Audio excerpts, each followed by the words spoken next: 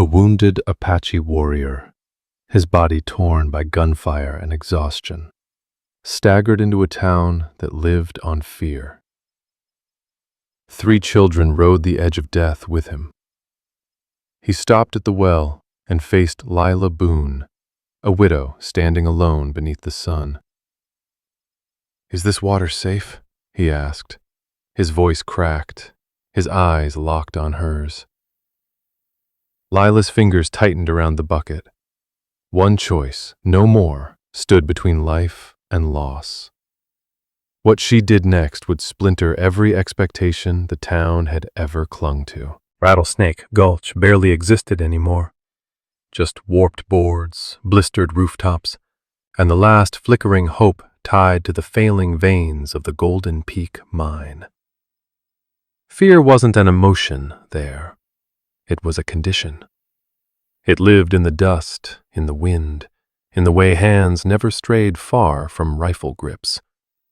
Every creak of leather, every scrape of brush beyond town limits set nerves screaming. Stories of savages had hardened into doctrine. Suspicion was survival. At the heart of it stood Lila Boone, 32 years worn raw by the frontier. Her eyes had seen too much loss to still flinch easily. When her husband, Jacob Boone, died, swallowed by the quiet madness that crept into men here, he left her with nothing but grief and responsibility. She ran the Lone Star General Store now, the town's only supply line, and carried her solitude like a badge she never asked for. Grief had sharpened her into something still and restrained. She spoke little. She moved with care. Yet beneath that hardened shell lived something dangerous in this land. Empathy. A stubborn warmth the West tried daily to kill. She kept it hidden, even from herself. Tension in Rattlesnake Gulch stretched thin as wire. Rumors of Apache attacks multiplied with every nervous prospector passing through. Names were whispered like curses. When the Desert Rangers rode in, their presence didn't calm the town. It reminded everyone how fragile peace truly was. Then the desert itself parted. Out of the blazing horizon came a lone rider, barely upright in the saddle. Coda, 28, Apache, blood soaking his shoulder where a bullet had torn through muscle and bone. Pain bent him, but it wasn't the wound that slowed him. It was the children. 2 boys clung to the horse behind him.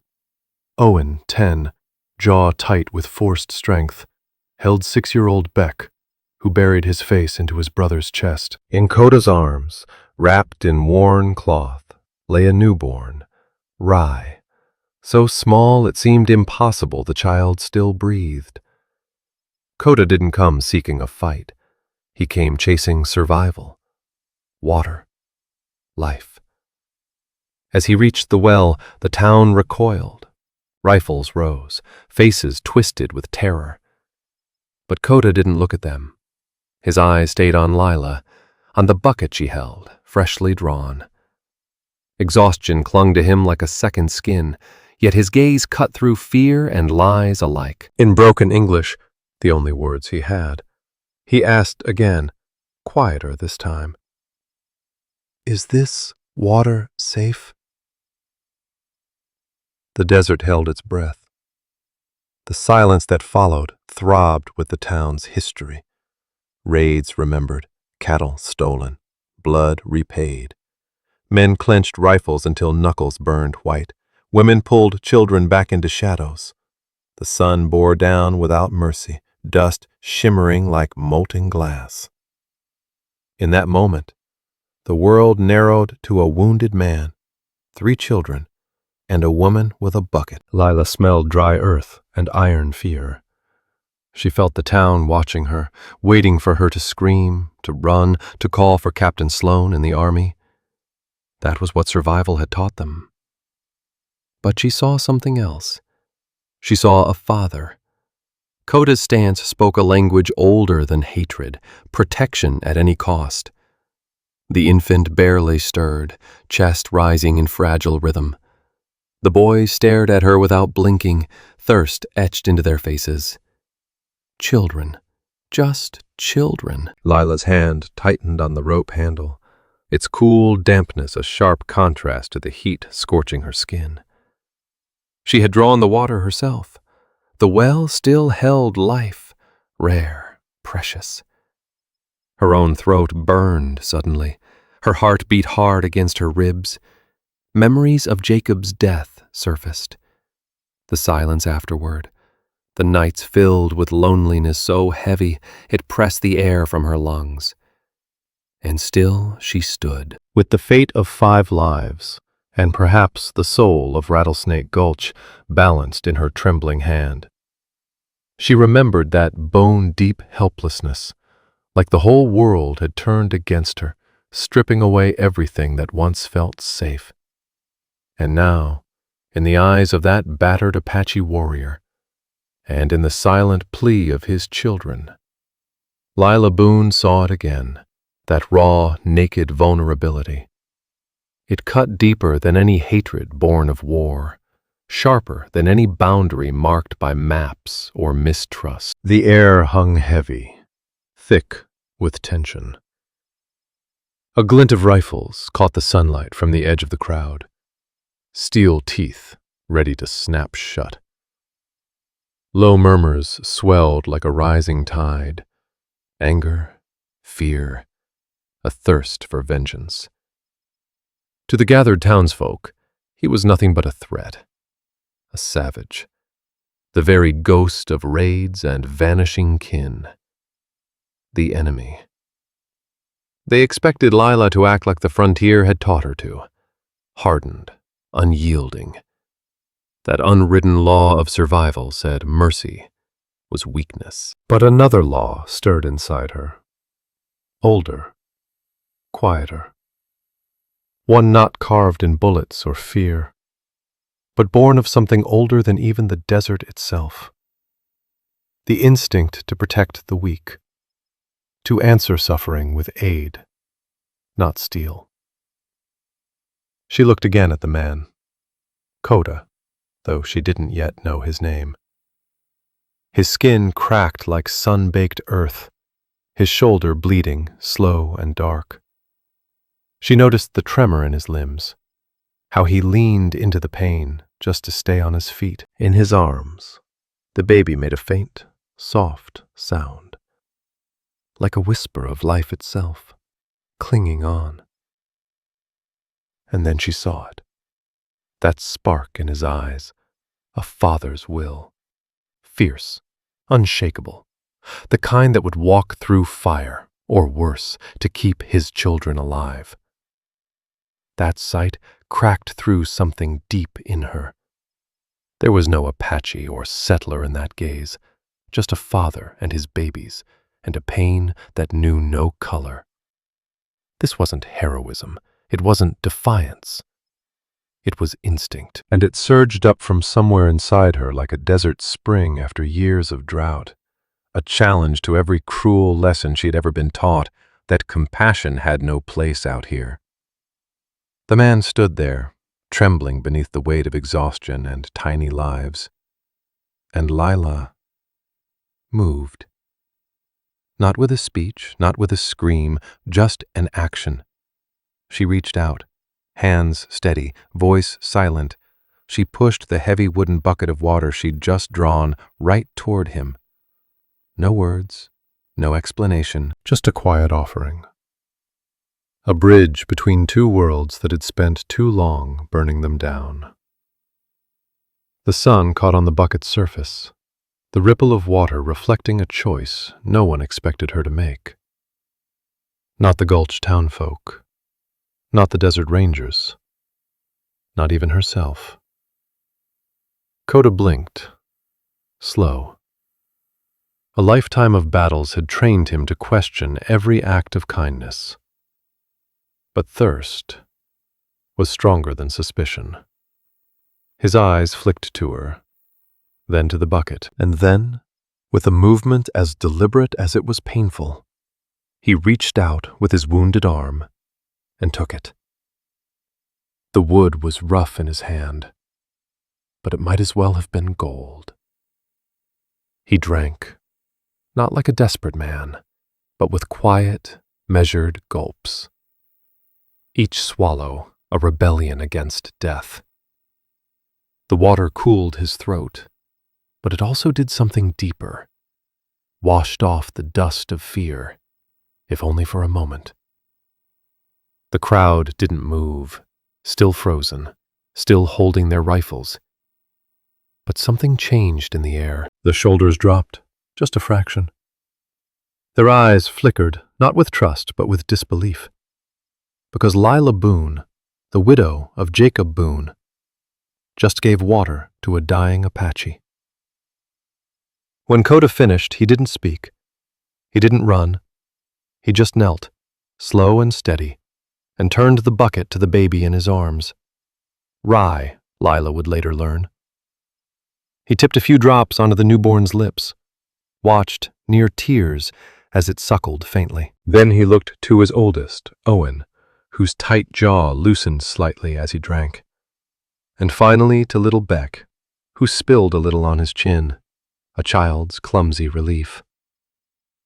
And just like that, the hate in the air wavered. The silence between them turned, not to peace, but to pause. A pause that said maybe, just maybe, this didn't have to end in blood. Lila watched them all drink, watched the light come back into Coda's eyes, a flicker of something more than just survival. And in that flicker, something passed between them. No need for words. The crowd began to stir. Whispers, sharp and uneasy, broke through the stillness. Some hands tightened on gun stocks. Some folks just turned away, shaking their heads like they'd seen a ghost. This wasn't the way the frontier was supposed to work. This wasn't revenge. This was mercy. As the sun dipped low, casting the sky in fire and smoke, Lila Boone made another quiet choice. Just as bold. She tilted her head toward the back of her general store. A simple gesture. One that didn't command, only invited. And just like that, the world shifted. Not by much, but enough. Coda, still alert despite the fatigue hanging heavy over him, understood. With slow, deliberate movements, he slid down from the saddle, biting back the sharp pain that flared in his wounded shoulder. He cradled Rye, the infant, with both arms and helped Owen ease himself to the ground. Their small group moved in silence behind Lila Boone, shadows of dusk stretching long across the cracked earth. The townsfolk of Gulch stood frozen, eyes wide with unease, but none stepped forward to stop them. Lila's earlier act had stunned them into silence. Inside the back room of the Lone Star General Store, usually reserved for extra flour sacks and canning jars, something entirely different unfolded. A quiet reckoning. The room smelled of dried sage, burlap, and molasses. Faint, sweet, and strangely comforting. Lila worked with calm determination, her hands moving like they had countless times before out of sheer necessity. She tore clean cloth into long strips for bandages. Then she fetched a bottle of strong whiskey, her own batch, brewed for pain more than pleasure, and poured it carefully over Coda's wound. He winced but stayed still, the only sound a sharp hiss between clenched teeth. The bullet had gone through clean but left an angry gash. Painful but survivable, if kept clean. Without a word, Lila handed hardtack, dried venison, and a small jug of milk to the boys. Owen and Beck devoured the food like wolves, their silence saying more than any words ever could. Starvation had stripped them of ceremony. In Lila's arms, Rye gurgled softly as the milk met his lips. His tiny fingers wrapped around hers, warm and startlingly real in the stillness. There were no words exchanged, not yet. Only glances, gestures. Understanding passed in silence between two people who'd both lost too much. Coda pointed to his shoulder, then to his children. Lila responded by pressing her hand to her chest. Then she motioned toward a weathered photo tucked into a dusty shelf. A man with a kind, serious face. Jacob Boone. Her husband. Gone to the same silent grave so many others had followed. No language could have carried what passed between them better than that moment. Pain, grief, survival. Coda was no raider. Lila saw that now. He was a father on the run, trying to save what little he had left. Through a mix of broken Apache words and raw emotion, he shared what he could. The chase, the army at his heels, the fear that clung to his children like their own shadows. Lila listened, not with ears, but with the ache in her bones. Her life had become one long vigil in a place where comfort was rationed thinner than water. The sight of those boys, of the newborn, chipped at the walls around her heart. She didn't just see them. She saw herself in them. Innocence changed things. It softened even the sharpest edge of hate. As the hours passed, what began as suspicion slowly shifted. Lila and Coda were two people carved from the same stone, shaped by loss, anchored by duty. They hadn't just crossed lines of language or culture. They'd crossed into something deeper. And the moment they shared food and pain and the unspoken vow to protect those who couldn't protect themselves, that was the start of something else entirely. A pact. One the desert wouldn't understand, one the town wouldn't accept, but one that mattered. Night fell, and the stars blinked awake overhead, silent, watchful, old as time. Inside the store's back room, the air was thick with quiet mercy. It wouldn't last forever, but for now, it was peace. Her empathy, buried deep beneath the weight of grief and the harsh, grinding gears of frontier life, began to stir again. It rose slowly, like a flame coaxed back to life, fed by the raw, unguarded vulnerability she saw before her. She started to offer small kindnesses, laying out an old quilt, keeping a bowl of water nearby, even sharing slivers of dried fruit she'd long kept tucked away. They weren't grand gestures, but they mattered. Quiet, deliberate choices that chipped away at years of fear and mistrust. One afternoon, as Lila Boone wrestled with a heavy barrel of dried beans, her back screaming in protest, Coda stepped forward. No words, just action. Despite the pain in his shoulder, he moved with quiet strength, gripping the barrel, hoisting it with ease, and setting it on the shelf like it weighed nothing at all. It was a simple thing, something any townsman might have done without a second thought. But in that moment, it carried the weight of something more. A gesture of thanks, of shared burden. Lila gave a small nod, and for the first time in weeks, a real smile flickered across her face. Something rare in the unforgiving dust of Rattlesnake Gulch. Later, when she struggled with the jammed lock on the storage shed, Coda watched her for a beat. Then, from a pouch on his belt, he pulled a sliver of carved bone. With practiced fingers, he worked the lock, and with a faint click, it gave way. A skill born not of luxury, but of necessity. Ingenuity forged in a world without blacksmiths or keys. To Lila, it was more than cleverness. It was a revelation. This man, branded a savage by those outside, possessed a mind shaped by the land itself. He read signs she could not see, solved problems in ways she'd never imagined, and little by little, her view of him shifted. From wounded stranger to indispensable ally. Their days became marked by these small, silent victories, acts of shared labor, unspoken understanding. Lila was no longer just a keeper of shelter, and Coda wasn't just surviving. He was protecting, building, being. The children began to open up too. Owen, curious and bright, would watch as Lila counted her inventory, sometimes mouthing the numbers to himself. Beck clung tightly to a little wooden bird she'd carved long ago, holding it like it was the only steady thing in a shifting world. One evening, as the cold crept in with the desert night, Lila sat near the small fire in the back room.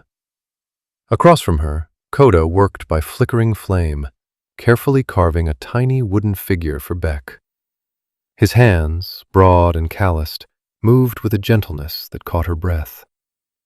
He looked up, met her eyes, and began to explain, not with words but with gestures, pointing to the grains in the wood, the angle of the blade, the intention behind each cut. It wasn't just whittling. It was craft. It was meaning.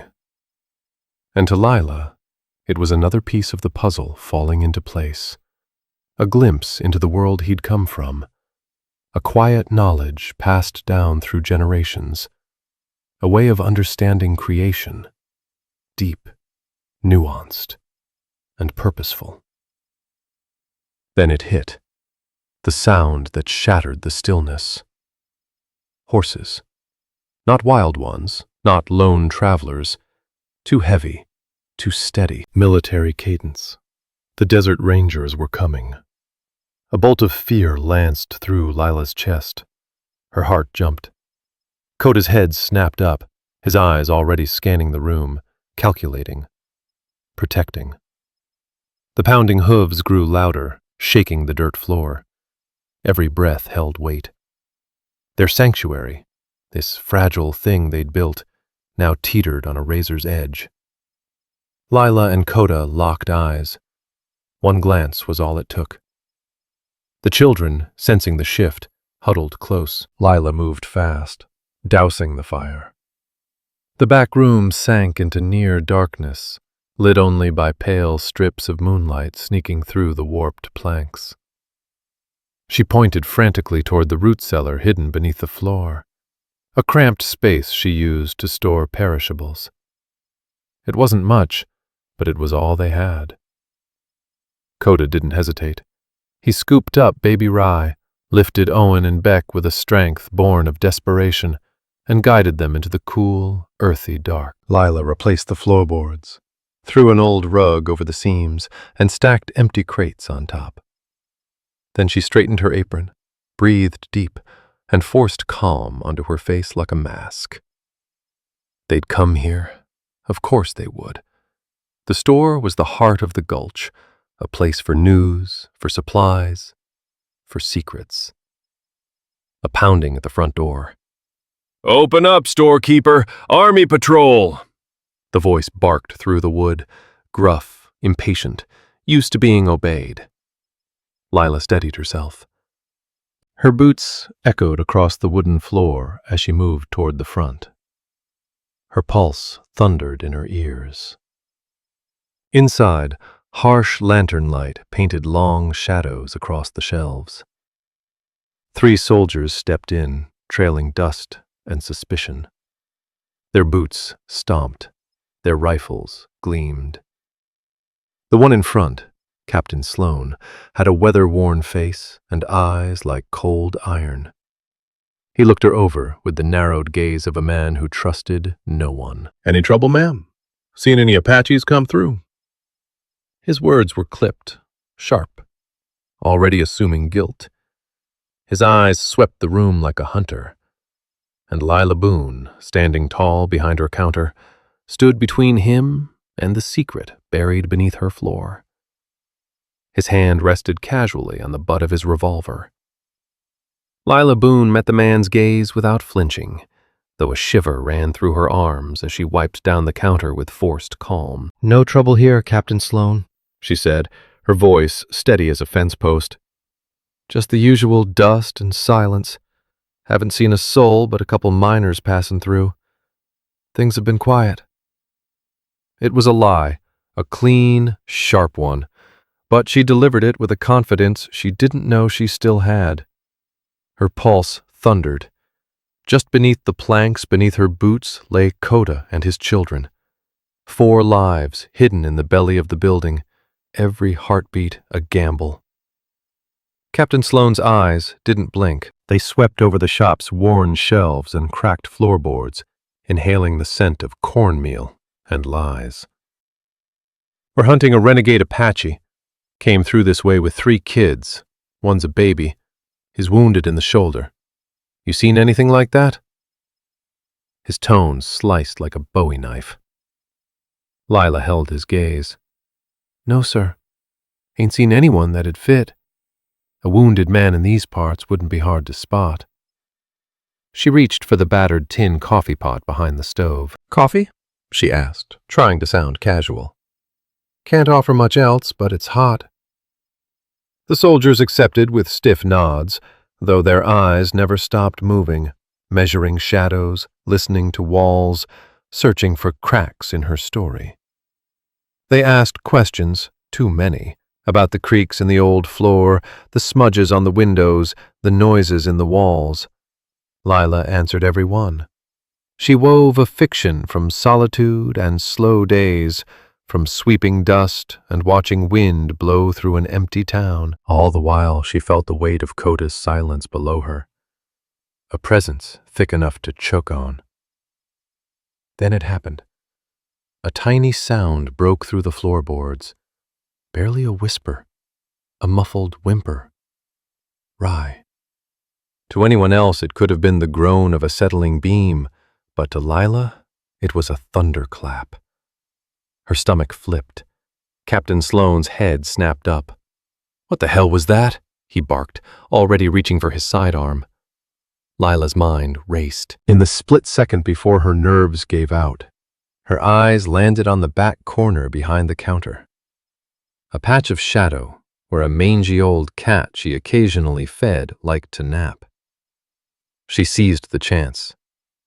"Just the cat," she said too quickly, too bright. "Dang thing's always rustling around, chasing mice." But the captain wasn't buying it. He took a step toward the back room. Another. The floor creaked like a rifle cocking. She was out of time. Lila's eyes darted to the kerosene lamp on the counter, an antique, the last gift from Jacob Boone, something she rarely touched. Sentimental. Dangerous. Her hand shot out. In one sudden, desperate sweep, she knocked it over. The glass burst.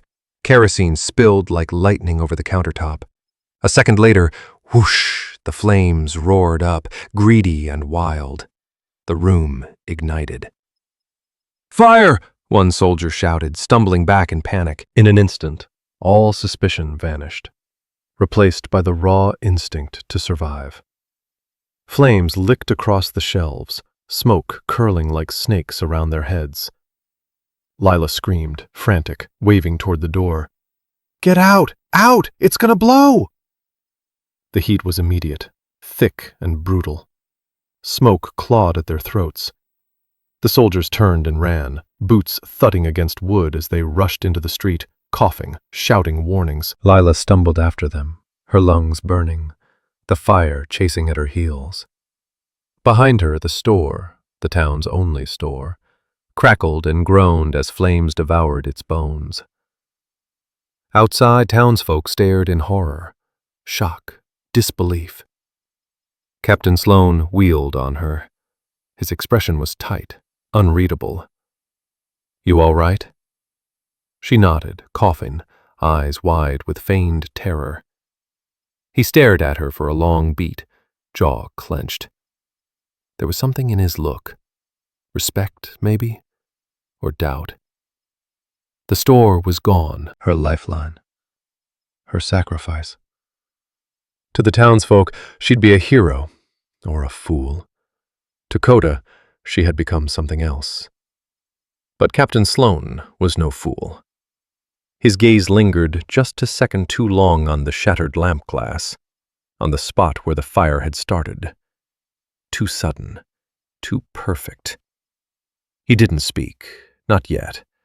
But in the days to come, the seed of suspicion he carried would take root. The truth, once just a flicker, now smoldered beneath the ashes. For now, though, the danger had passed. The secret still lived, down beneath the floor. And Lila Boone, ashes clinging to her hair, heart still thudding, had bought them another sunrise, at a cost no one else would dare to pay. What came next wasn't praise, it was backlash, smoldering and sharp. The fire that had torn through Lonesome Star General Store was not an ending, but the start of a storm. The store, once the brittle heart of Rattlesnake Gulch's trade, now stood gutted, charred beams jutting like broken ribs against the sky. Ash drifted like snow. The scent of smoke clung to everything, thick with ruin. Lila Boone had risked everything in a single choice, and now the town's lifeline was gone. The Gulch townfolk gathered in stunned clusters, anger slowly rising from their confusion. First they'd whispered about Apaches in the shadows. Now they spat bitter words about lost goods, lost comfort, and the woman who'd let it all burn. The Desert Rangers, shaken at first, soon regrouped, and though they found no hard proof, their suspicion thickened into something heavier. Lila had done something, they were sure of it. But Coda and the children, though rattled, were safe. For now. In the cover of drifting smoke and chaos, Lila slipped away with them. Their exit was ghost-like, sliding through alleys painted in moonlight and ruin, staying out of sight. She led them to the edge of town, to an old shack she'd nearly forgotten about, once a miner's shelter, now just splintered walls and a sagging roof. But it was shelter. Inside, the smell of dust and rot clung to the air, but it beat exposure. Lila found a few blankets, a dented pot, a pan gone red with rust. After what they'd survived, it might as well have been gold. What they'd shared, the loss, the danger, the fire, had bound them tighter than words ever could. In the days that followed, something strange settled over their lives. A rhythm, almost like a family. Lila became their unseen provider, slipping into town under the guise of grief, sifting through the blackened wreckage of her old store. She salvaged what little remained, cans scorched but sealed, a half-burnt sack of flour, a battered lantern still holding light. Folks in town gave her sideways glances, pity maybe, but also bitterness. They missed her store, needed her goods, but blamed her all the same. None offered help. Everyone had their own shortage to grumble about. Back at the shack, the air between her and Coda shifted. His shoulder was healing slow, and Lila continued tending to it, quiet and steady. The closeness bred something unexpected. Trust. They spoke in bits, half-words, gestures. Her English, his Apache, a mosaic of meaning. Coda, through hands and looks, spoke of his homeland. Wild rivers, sacred stones, the old ways that were vanishing like morning mist. He told her of the spirits that walked with his ancestors, the traditions now hunted like deer. And Lila, in turn, began to share pieces of herself. Her husband, Jacob Boone. The dream they once had for a peaceful life. The grave silence that had followed his death. She talked about the mines, the wind, the way loneliness had carved her into someone she barely recognized. And through it all, the children began to bloom. Owen, sharp-eyed and thoughtful, started drawing pictures in the dirt. Soldiers, horses, and then one day, a woman holding out a bucket of water. Lila stared at the simple lines. It was her. Beck clung to the bird Coda had carved, treating it like a treasure. His laughter, rare and soft, filled the small space like sunlight. And baby Rye? no longer cried from hunger. Fed, warm, held. His tiny hands reached out without fear. These quiet acts, feeding, tending, sharing, were more than survival. They were healing. A bond was forming, not just between two adults, but between 5 souls who'd found each other in the wreckage. One evening, firelight flickered against the walls, and Coda sat across from Lila, his face calm. His hands moved slowly as he began a story, not with sound, but with motion. His gestures painted something old, sacred. He spoke of his people, before all this, when the land was still theirs, when stars told stories and every trail had meaning. He pointed to Lila, then himself, then traced a winding path in the air. Then he lifted his hand toward the night sky, pointing out a specific cluster of stars. Lila's eyes followed, and something clicked in her memory. Her mother had told her a tale once, under that very sky, of the Weaver's Knot, a legend of 2 souls, drawn by fate, circling hardships until the stars finally pulled them together. Coda's gestures mirrored that same story. Different culture, same stars. And in that moment, Lila understood. This wasn't chance. Their meeting, their journey, it had been written long before ash touched wood, long before rifles chased innocence through the dust. They were 2 threads in the same pattern, guided by the same sky, stitched together by a force neither of them could name. And somewhere deep inside, past fear and fire, that realization glowed like an ember that refused to die. Just as a quiet, almost sacred understanding settled between them, the silence was torn apart by a sharp, frantic bark in the distance. A coyote's cry, urgent, panicked, rang out, then cut off so suddenly it froze the blood. What followed was worse. Nothing. No wind, no insects. Only footsteps. Heavy boots on hard-packed earth. A dark figure cast a long shadow across the lone shack's window, blotting out the pale light of the moon. Then came a voice, gravel rough, full of authority, and cold as steel. "We know you're in there, storekeeper, and we know who you're hidin'." The words weren't a threat. They were a sentence. A chilling confirmation that their fragile shelter had been discovered. The desert rangers have come knocking, and they weren't asking twice. Inside, Coda's hand moved without thought to the bone-handled knife at his side. His eyes blazed with fire, scanning between Lila Boone and the 3 children huddled close. Owen and Beck clung to each other, faces pale, bodies shaking. Even little Rye, sensing the tension, let out a soft whimper. Lila's thoughts raced. Her heartbeat slammed in her chest like a galloping horse. The shack was little more than kindling. No cover, no defense. Surrender? Not a chance.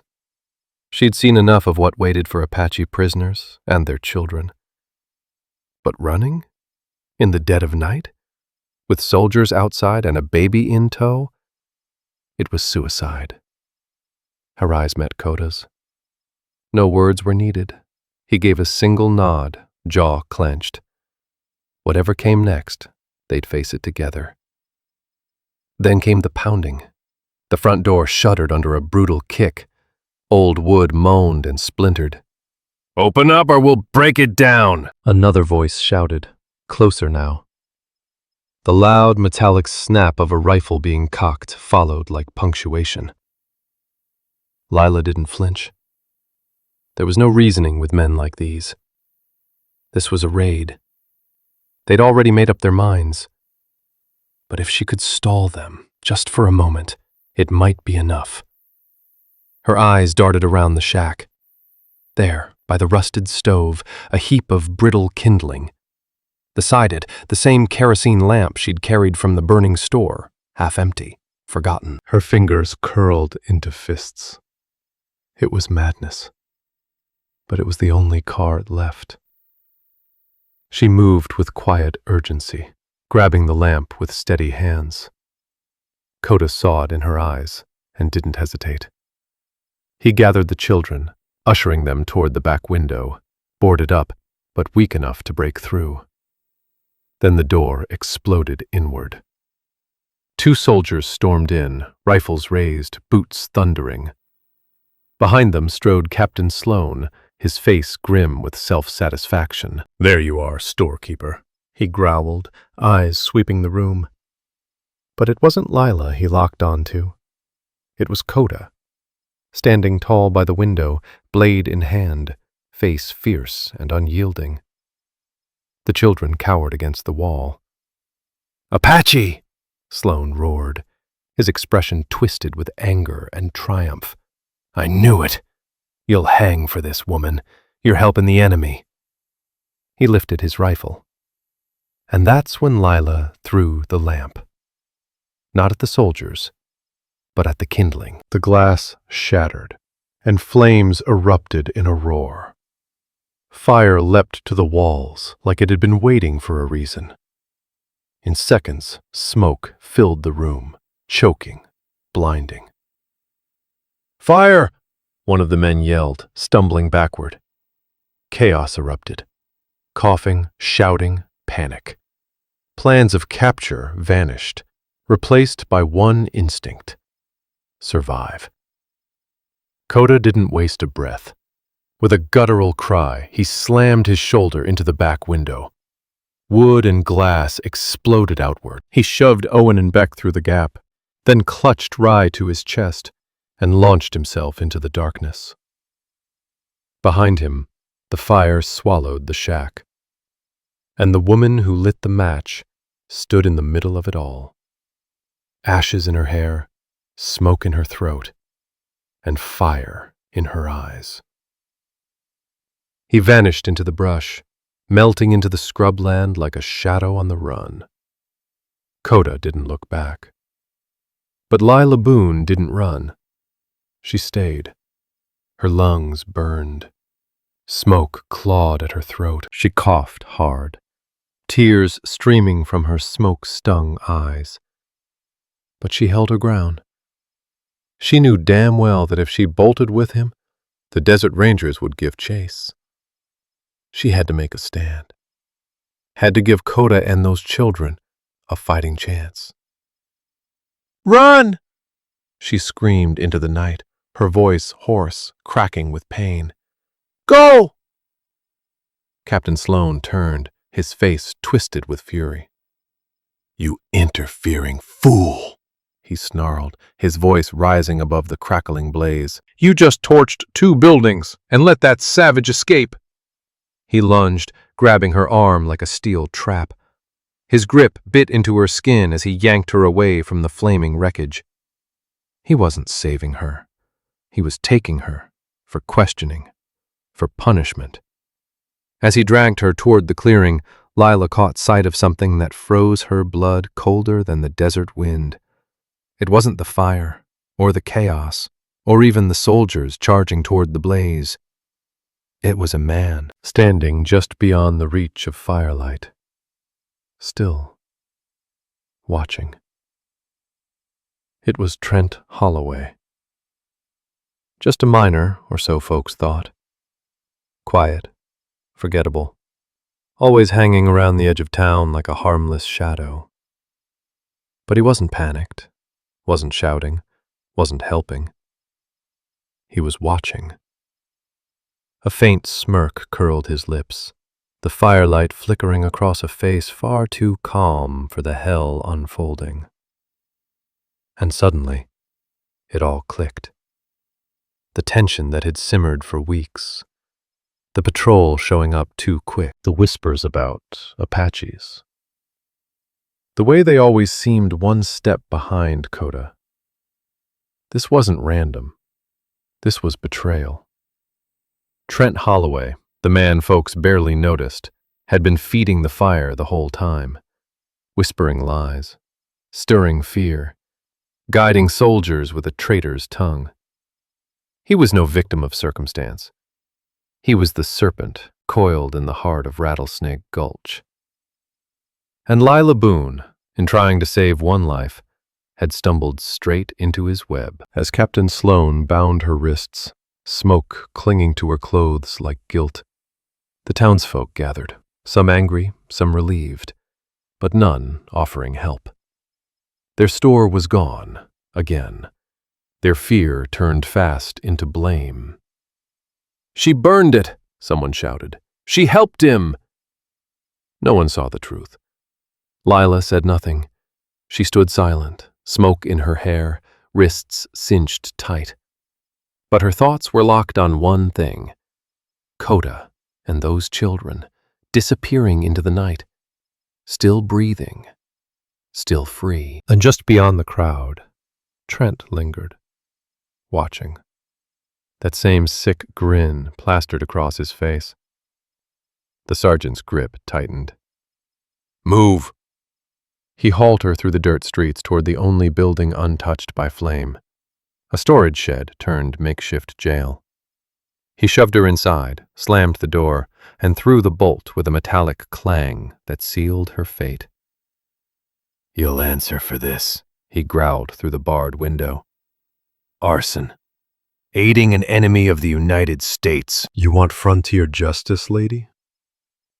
You just bought yourself a one-way trip. Then he was gone. Lila slumped to the cold ground. The floor smelled of pine and old sweat. Her hands ached from the rope. The dark pressed in, thick and unyielding. Her mind spun with images: Coda's bleeding shoulder, Rye's tiny fingers, Owen's quiet drawings in the dirt, Beck's laughter echoing off splintered walls. And Trent's face, the smirk, the betrayal. She thought back to every harmless comment, every sideways glance, every time he loitered near her store for no good reason. It hadn't been fear that drove him. It was something fouler, greed, or a twisted hunger for control. Whatever it was, he'd sold out his own people to fuel it. By the time the horizon lightened, painting the sky in ghostly gray, Captain Sloan returned. This time Trent was at his side, smug as a fox with feathers on his chin. "We found tracks," the captain said like it was gospel. "Apache tracks. We'll hunt them down. And when we do, your fate's sealed." Trent didn't say a word. He didn't have to. The look in his eyes said enough. Lila met his gaze and didn't blink. Her stare burned cold, hard, and steady. For the first time, his smirk faltered. Captain Sloan stepped closer to the bars. "Where'd he go? What's his name? What's he capable of?" She didn't flinch, didn't break. "I don't know," she said softly. "Just a man with children." "You're lying," he snapped. She shrugged. "Then you'll sit here till the buzzards take your bones." Lila smiled faintly. "I've had worse company." And so the questions came, harsh, relentless. But Lila Boone gave them nothing. Her silence was her armor, her defiance, the last freedom she had left. Captain Sloan, growing impatient and red-faced, leaned in close, his voice low and venomous. "You know what happens next, don't you?" he hissed. "There'll be a trial, then a rope, then a hole in the ground no one will mark." But Lila Boone didn't blink.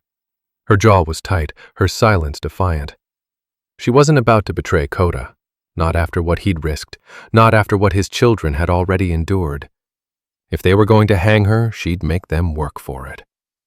Just as the sun broke over the hills and spilled harsh light across the gulch, a faint sound caught her ear. A scratching. Soft. Careful. Above her. Neither Sloane nor Trent Holloway, the miner who'd sold her out, seemed to notice, too caught up in their threats and show of power. But Lila noticed. Her spine stiffened, her breath hitched. He was back. Coda. And then, like something out of a dream, a tiny hand-carved wooden bird dropped through the slim roof gap, landing in the dirt at her feet. Her heart caught in her throat. It was Beck's toy. She'd seen it before, clutched tight in those little hands. Tied to its leg was a rolled-up piece of deer skin. Lila's hands were still bound, but she managed to work the scroll loose, hiding her movements with practiced subtlety. Unfolding it beneath her skirt, she scanned the message. Black charcoal lines formed a map. Basic symbols, Apache script. It showed the hills beyond the gulch, a spring tucked into stone, and a narrow ravine twisted like a snake. A perfect kill zone. At the bottom, a single feather drawn bold. A signal. The eagle watches. The eagle strikes.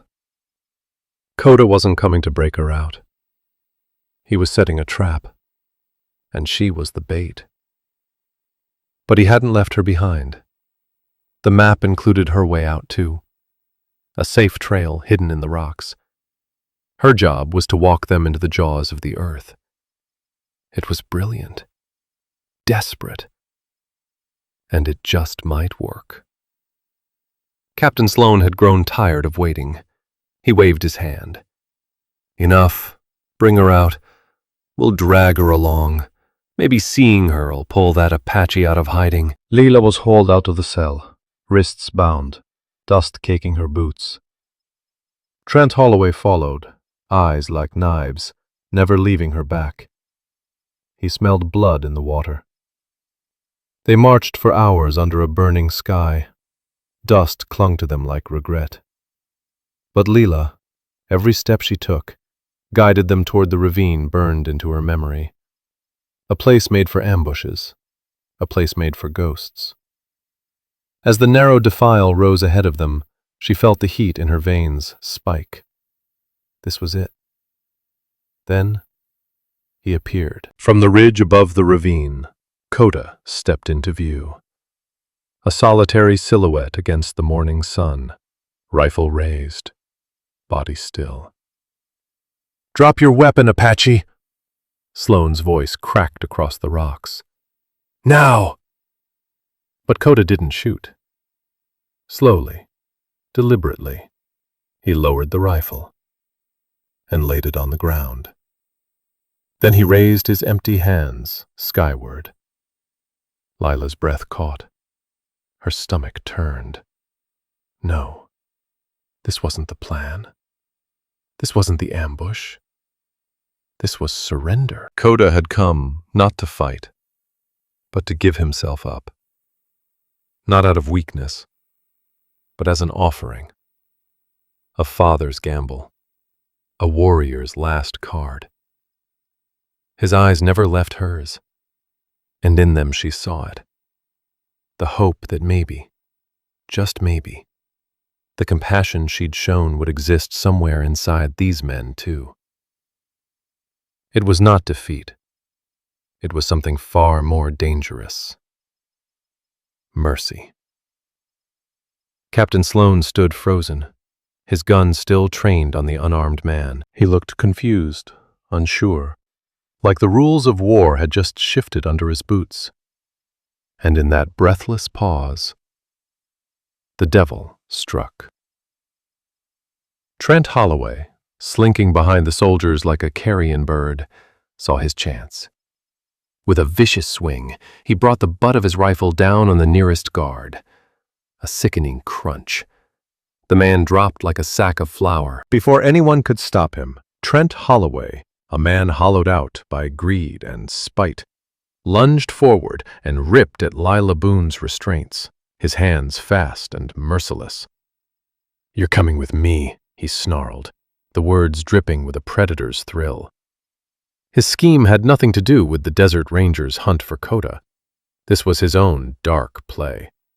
He hauled Lila away, not toward safety, but deeper into the desert's twisted corridors, toward a fate no one could name. He was the loose thread no one had seen, the rot hidden inside the ranks, and he slipped free with her in tow.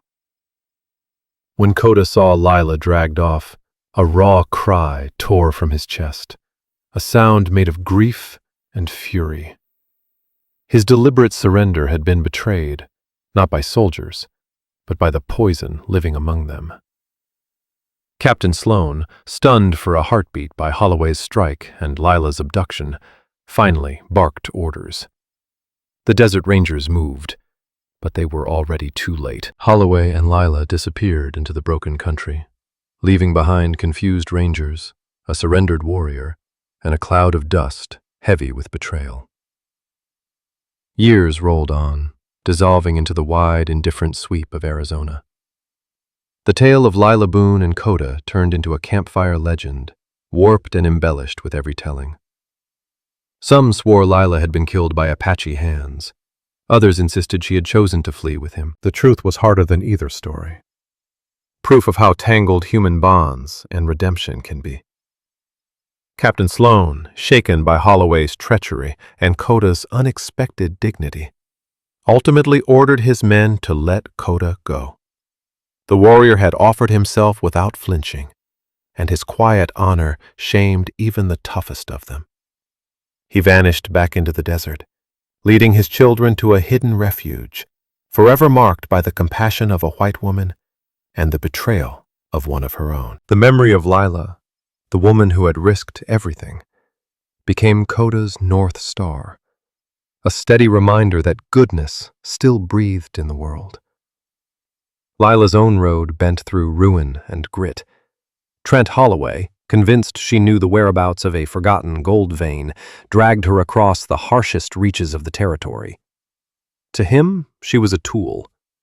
To Lila, survival was a vow.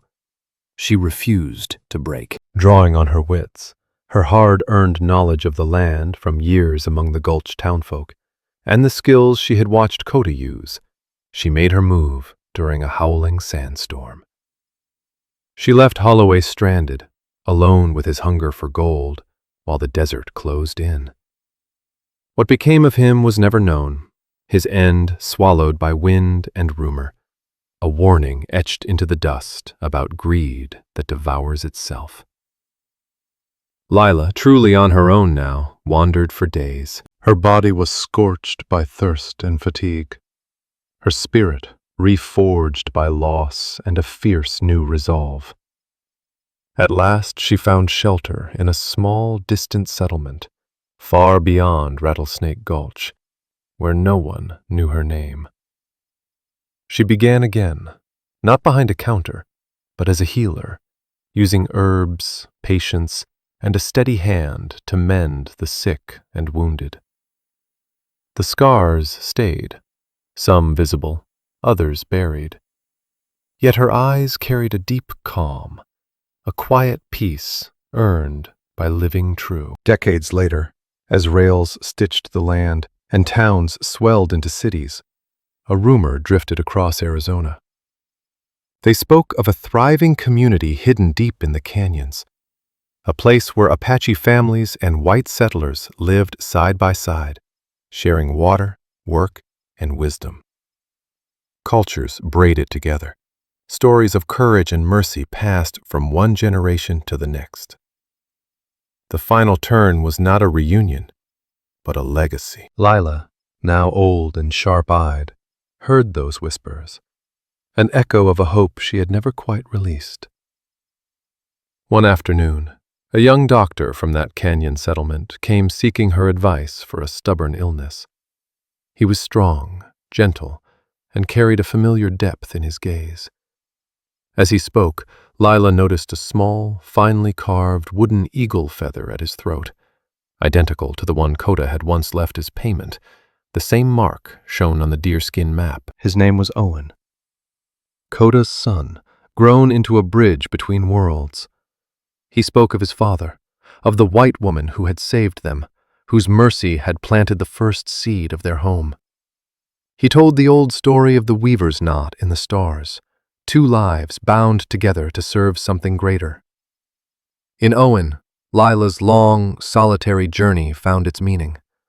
Her simple choice, offering water when it mattered, had flowered into a future shaped by trust and shared survival. Her redemption wasn't carved by gunfire or sealed by romance, but by the quiet certainty that kindness had changed the course of lives yet to come. Above the desert, the Weaver's Knot constellation still burned against the night, a silent witness to entwined fates. It whispered a hard truth.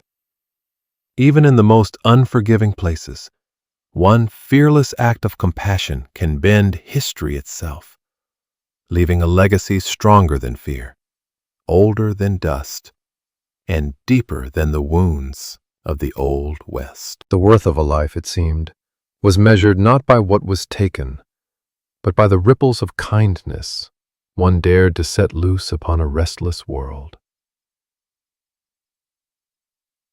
Did you enjoy this journey? Tell us what corner of the world you're watching from. Leave a comment. And to be sure you don't miss the next adventure, subscribe to the channel. All stories are created for entertainment purposes and may include fictional elements or dramatized interpretations inspired by historical settings. We use AI tools, voiceover, visuals, scripts, as creative assistants. However, all content is reviewed, refined, and edited by humans to ensure emotional authenticity and storytelling quality. We fully comply with YouTube's policies regarding AI-generated content and do not use any deepfake techniques or misleading recreations of real individuals. All visuals and supporting materials are properly licensed. Sharing, re-uploading, modifying, or distributing any part of this content in any form requires written permission. We appreciate your support and respect for original creative work.